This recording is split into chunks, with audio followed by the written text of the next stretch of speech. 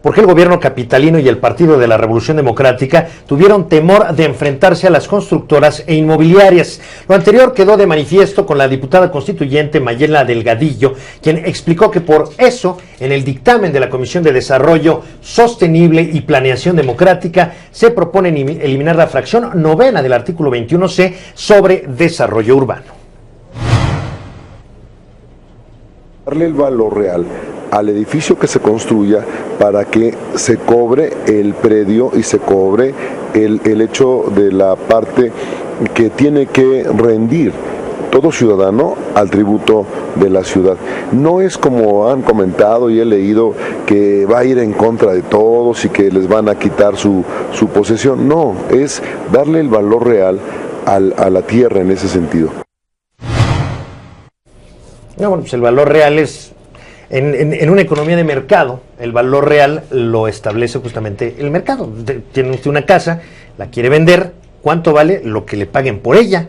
Así más o menos funciona la cosa. Y para hablar de esto, tengo el gusto de tener en el estudio a Juan Carlos González Cancino, director general de Constitucionalistas Mexicanos. Juan Carlos, bienvenido y muchísimas gracias. Había una polémica muy fuerte en torno a esta idea que se tenía de que cuando hubiese inversión pública en ciertas áreas, bueno, un porcentaje de la plusvalía, del valor agregado, pues, que fuesen adquiriendo los bienes inmuebles, pudiese ser tomado por el Estado, en este caso por el gobierno de la Ciudad de México, para pues reinvertirlo en mejoras al medio ambiente o al funcionamiento urbano de esa zona.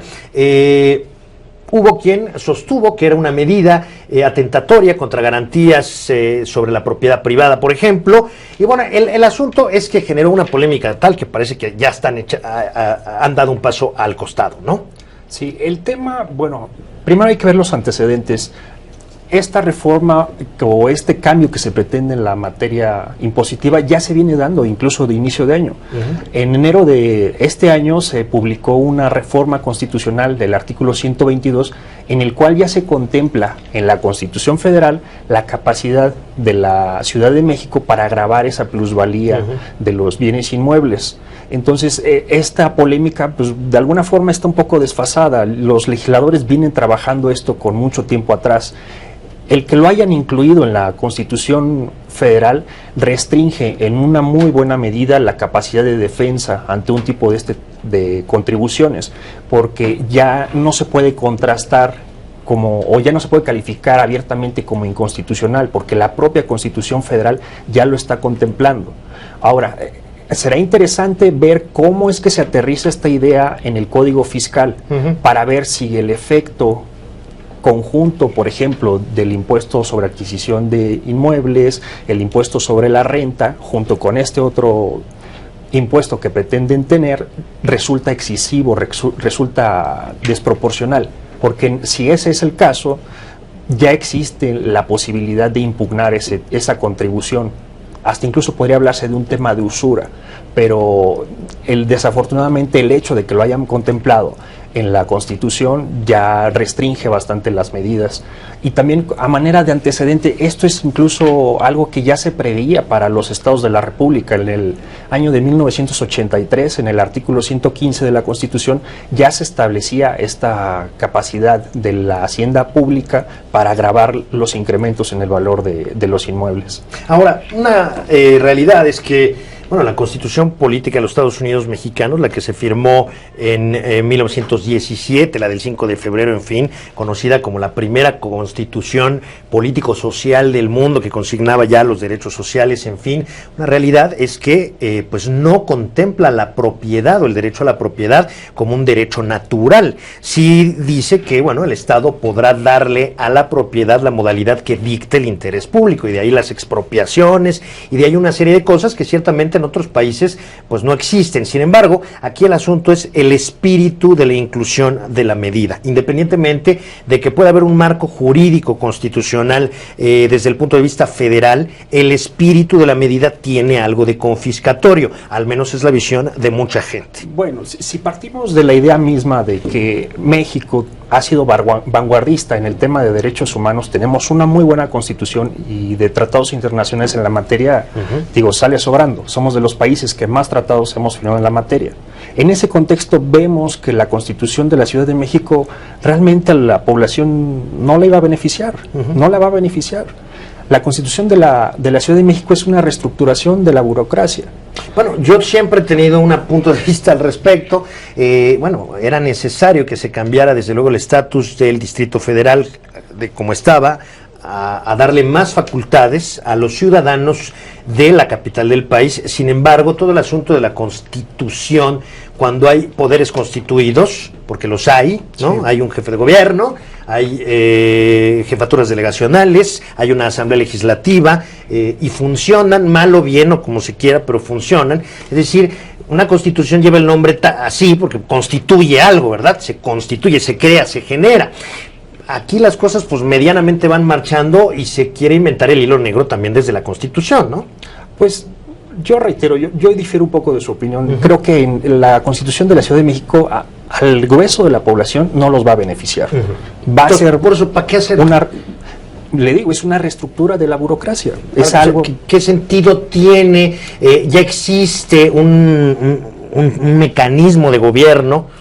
Y sí se abre la posibilidad a que cualquier cantidad de cosas ahí queden plasmadas. Hace poco tuvimos aquí la oportunidad de entrevistar a una diputada que quería pues retrotraernos como 25 años para proteger la vida desde la concepción. En fin, vaya a saber que estén discutiendo ahí, pero de pronto pues se antoja que pueda haber un escenario en el que la Suprema Corte esté bateando a la Constituyente una y otra vez, ¿eh? Sí, aunque también en materia fiscal el Poder Judicial ha sido errático. Okay.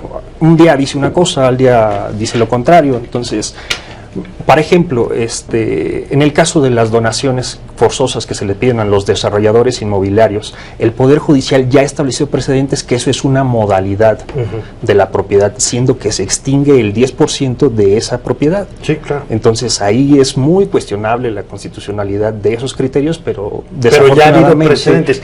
Lo cierto es, mire, ¿de qué trata esta cosa de la plusvalía? Bueno, usted compra una casa en la colonia, no sé, Los Pajaritos, y resulta que hay una inversión pública fuerte en la colonia Los Pajaritos, ¿no? Mejoran ahí la vialidad, y esto repercute en que el valor de mercado de la casa aumenta. Entonces, bueno, lo que se proponía en la Constitución, o para la Constitución de la Ciudad de México, es que de ese nuevo valor, si usted vendía esa casa con el nuevo valor de mercado, pues el gobierno pudiese tomar cierta cantidad y destinarla al mejoramiento de la propia área. Ahora, ¿cómo iban a determinar el porcentaje? Porque pues, el porcentaje no es todo, al final de cuentas, no es lo mismo un 2% que un 35%, ¿no? Y además, ¿cómo es posible determinar en qué medida la inversión pública impactó en el aumento de la plusvalía de esa casa? Porque a lo mejor ciertamente sí, llegó ahí la autoridad y puso 5 arbolitos, pero además llegó una inversión privada con un centro comercial enorme, y entonces el aumento de la plusvalía no fue producto de los arbolitos que se pusieron con dinero público, sino del centro comercial que surgió con inversión privada, ¿no? Entonces, ¿cómo definir si fue a través de inversión privada o a través de inversión pública que el valor de mercado de ese inmueble aumentó? Sin duda va a ser un reto técnico considerable para la legislación, porque tienen que aterrizar en el caso concreto esa plusvalía. En otros casos se han visto que se hace un avalúo previo a la obra pública a realizar, y una vez terminada la obra pública se vuelve a hacer un avalúo y se contrastan los precios, y de esa forma determinan el valor, el incremento. Pero habrá otros elementos. Sí, no, y eso también habrá que analizarlo, porque va a ser motivo de impugnación, ¿no? O sea, no todo se le va a imputar a la obra del Estado. Entonces, hay otros factores, inversión privada, cuestiones ambientales y demás. No todo el incremento puede ser imputable a la obra que realiza el Estado. Entonces, sin duda eso hay que vigilarlo, porque va a dar la vía para que se impugne ese tipo de contribuciones. Ahora está el otro caso.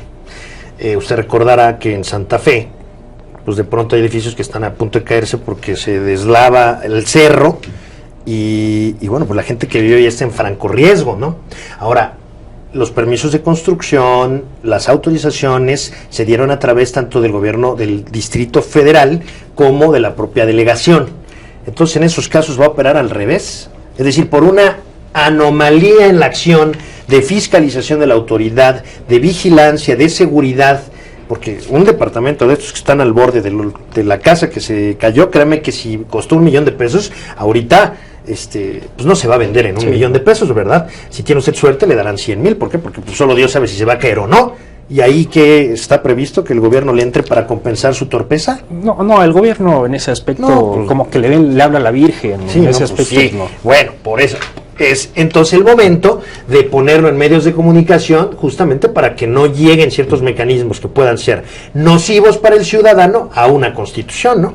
Sí, sin duda, tiene que haber más participación ciudadana, pero no solamente el activismo de Twitter, ¿no? O sea, tiene que haber también participación en demandas, en exigencias puntuales. Tenemos muchas vías jurídicas que la verdad la población muchas veces las pasa por alto y podrían tener mejores resultados. Desde luego, a partir, digamos, de todos estos debates en redes sociales, en fin, pues hacer algo más, participar de manera más comprometida con todo este proceso de Asamblea Constituyente para la Ciudad de México, para que no nos vaya a meter un gol.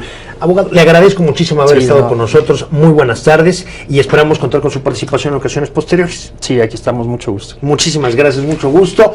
Y bueno, pues yo le platico de que, luego de 8 décadas de concentrar la actividad petrolera